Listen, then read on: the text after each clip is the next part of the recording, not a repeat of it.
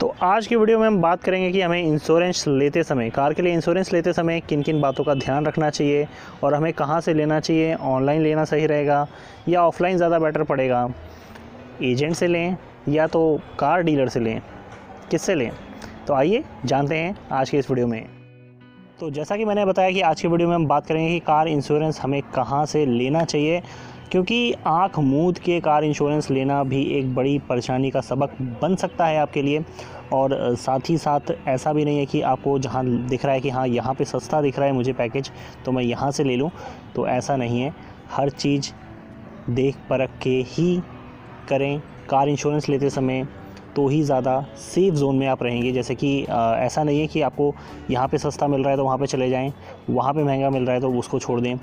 ये ज़रूर देखें कि उस कार इंश्योरेंस में पर्टिकुलर जो आप जैसे कॉम्प्रिहेंसिव कार इंश्योरेंस ले रहे हैं तो उसके अंदर आपको क्या क्या कवर कर रही है जो कार इंश्योरेंस कंपनी है।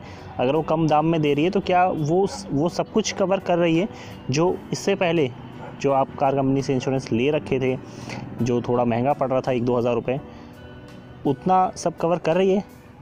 अगर ऐसा नहीं है तो ज़रूर सतर्क हो जाएं। इसके लिए आप समझें इस बात को कि क्या क्या कवर हो रहा है इस कार इंश्योरेंस पैकेज में।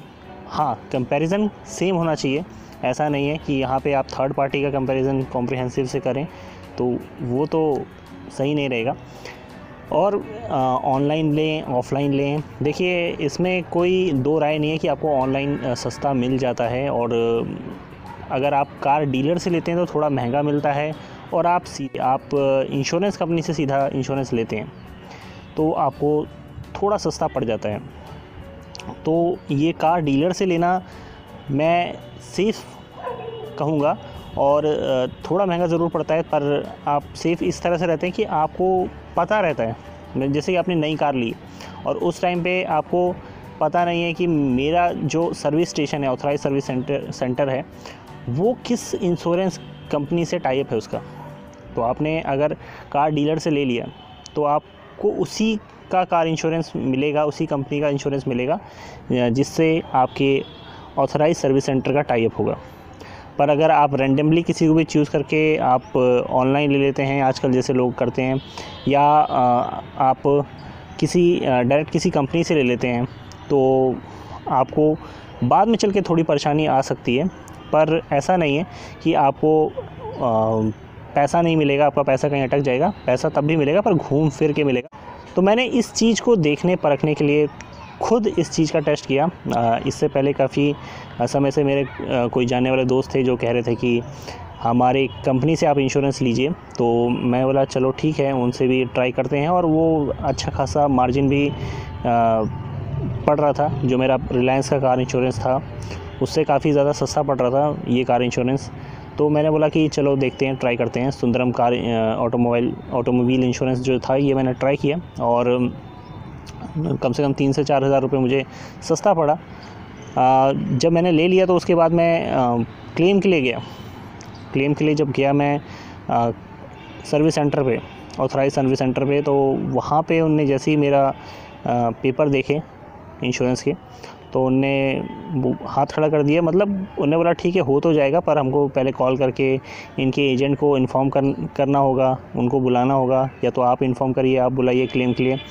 और जब वो टाइम देते हैं उसके मुताबिक क्लेम पास होगा। और जो भी क्लेम पास होगा, ऐसा नहीं कि आप ऐसे ही अपनी कार को ले जाएंगे, आपको पूरी की पूरी पेमेंट करनी होगी।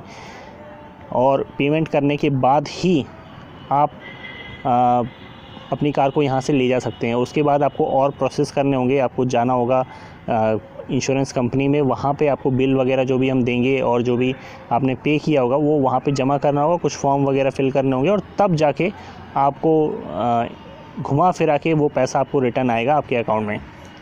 तो मैं बोला अच्छा इतना बड़ा हेडेक होगा, चलिए आप टेंशन मत लीजिए, आप कर दीजिए, ठीक है। तो उनने क्लेम वहाँ पे करवाने के लिए प्रोसेस करवा लिया और फॉर्म वगैरह मैंने फ़िल कर दिया।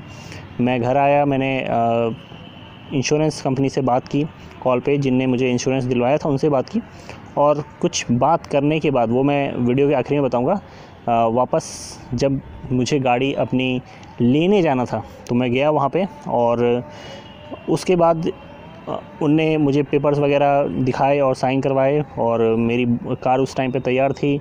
जब बिल पेमेंट के लिए गए तो उन्होंने बोला कि आपका बिल पे हो चुका है, जो इंश्योरेंस कंपनी थी उनका चेक पहले ही हमारे पास आ चुका है, तो आपको कुछ भी पे करने की ज़रूरत नहीं है। और इस चीज़ में वो खुद चौंक गए और उन्होंने बोला कि इस कंपनी से हमारा टाई अप नहीं था और हमने पहली बार ऐसा देखा है कि जिस कंपनी से हमारा टाई अप नहीं है उनका बिल पे हो चुका है पहले ही।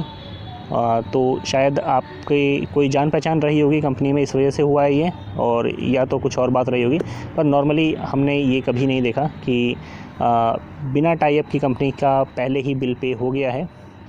तो मुझे इतना भागदौड़ नहीं करना पड़ा क्योंकि मैंने पहले से ही इस चीज़ के लिए बात कर रखी थी उनसे कि जब भी ऐसी प्रॉब्लम आएगी तो मैं कहीं नहीं दौड़ने वाला हूँ। तो वो एग्री थे और हुआ क्या था कि वो मेरे घर पे आए क्लेम के लिए भी और मुझे फॉर्म दे के गए और उन्होंने बोला कि अगर आप ऑफ़िस आ सकते हैं तो ठीक है, ऑफ़िस में जमा कर दीजिएगा हमारे, नहीं तो मैं अगले नेक्स्ट डे आके यही फॉर्म आपसे लेके चले जाऊँगा। तो मैंने फॉर्म वगैरह फिल कर दिया, सब प्रोसेस पूरा कर दिया और जब क्लेम वहाँ पर पास हुआ जितने का उतना का चेक इंश्योरेंस कंपनी ने अपने मेरे ऑथराइज सेंटर में दे दिया और मुझे कोई भागदौड़ नहीं करनी पड़ी। पर ऐसा हर बार होता नहीं है, तो या तो आप जिस कंपनी से लेने जा रहे हैं इंश्योरेंस उससे पहले ही बात करके रखें कि ऐसा ऐसा अगर होगा तो मुझे क्या ये बेनिफिट मिलेगा। अगर मिलेगा तो अच्छी बात है, नहीं तो आपको फिर भी आपका जो क्लेम का पैसा है वो मिलेगा, पर थोड़ा घुमा फिरा के आपको, जैसा कि मैंने बताया कि पेमेंट होने के बाद आपको बिल ले जाके इंश्योरेंस कंपनी में जाके जमा करना होगा। वहाँ से फिर आपके अकाउंट में सारे प्रोसेस आपको करने के बाद आपका जो क्लेम का पैसा है जितना आपका बनता है वो आपको आपके अकाउंट में मिल जाएगा। तो इन सब बातों का आपको ध्यान में रखना होता है इंश्योरेंस लेते समय। आप कार डीलर से अगर ले रहे हैं तो आप नेगोशिएट कर सकते हैं क्योंकि वो काफ़ी मार्जिन वो खुद भी लेता है इंश्योरेंस लेते समय, तो आप उससे नेगोशिएट कर सकते हैं। वरना आप कार इंश्योरेंस कंपनी से कि किसी एजेंट से डायरेक्ट ले सकते हैं, या तो आप ऑनलाइन लेते समय ये ध्यान रख सकते हैं कि आप जिस भी कार इंश्योरेंस ले रहे हैं जिस कंपनी से, उसका ऑथराइज सेंटर जो है वो रहना चाहिए। आपका ऑथराइज सेंटर उससे टाई अप रहना चाहिए और उसके या तो कैशलेस जो सर्विस सेंटर हैं, कैशलेस सर्विस सेंटर है वो ज़्यादा रहें, तो आप उसके ऑथराइज वेबसाइट पे भी जाके उसे एक बार चेक करें ऑन ग्राउंड क्या परफॉर्मेंस है उसका, ये आप ज़रूर जाके चेक कर लें। और सबसे अच्छा रहेगा कि आप उसी ऑनलाइन भी लेते हैं तो उसी का इंश्योरेंस कंपनी से आप अपना इंश्योरेंस करवा सकते हैं, उसी से ले सकते हैं, जिससे आपके एरिया के जो सर्विस सेंटर है, ऑथराइज सर्विस सेंटर है, उससे आपके इंश्योरेंस कंपनी का टाई अप हो, तो आप उससे ले सकते हैं इजीली। वो आपको बेटर पड़ेगा या तो अच्छा पड़ेगा, आप अपने ऑथराइज सर्विस सेंटर पे चले जाइए अपने एरिया के जिससे आप सर्विस कराते हैं अपनी कार को, और उनसे पूछ लीजिए कि आप किस इंश्योरेंस कंपनी से आपका टाई अप है, तो आप उनमें कंपैरिजन कर सकते हैं कि उनमें से आपके लिए कौन सी बेस्ट रहेगी। दो तीन इंश्योरेंस कंपनियां रहती हैं जिनसे उनका टाई अप रहता है, तो उन तीनों कंपनियों में या 3 या 4 जितने भी कंपनियों में उनका टाई अप हो, आप उसमें से एक कंपनी बेस्ट जो आपके लिए उसे पसंद कर लीजिए और उससे अपना इंश्योरेंस करवा लीजिए। आई होप आज का वीडियो आपके लिए हेल्पफुल रहेगा। कमेंट में कुछ और पूछना चाहते हैं तो पूछ सकते हैं आप। वीडियो को लाइक करना ना भूलें, शेयर करना ना भूलें, चैनल को सब्सक्राइब करने के साथ साथ बेल आइकन को ज़रूर दबाएं।